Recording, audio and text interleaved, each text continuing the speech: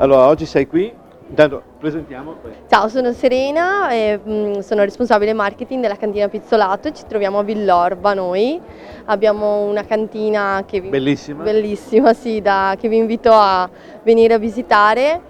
Adesso siamo in procinto di aprire anche una nuova enoteca Pizzolato. A novembre e dicembre apriamo, quindi ci sarà anche l'opportunità di degustare i vini e abbinarli a dei piatti molto molto ricercati. Anche perché oggigiorno effettivamente il vino non è più solo un'esperienza di degustazione, ma un'esperienza a tutto tondo, quindi effettivamente questi tu avere anche l'abbinamento è una cosa che per il cliente è importante. Completa, assolutamente un'esperienza enogastronomica, nel nostro caso legata al biologico, quindi alla produzione del bio e di un vino ancora più sano. Negli anni 80, già nell'81 c'è stata la conversione di tutta l'azienda che prima era mista e poi si è convertita Ci vuole qualche anno? vinicolo, sì, ci vogliono 3 anni prima di... E poi nel 91 Settimo ha ottenuto la certificazione biologica. Quindi anche la costruzione vuole il biologico e quindi c'è uso di legno certificato? Sì, la cantina è completamente sostenibile,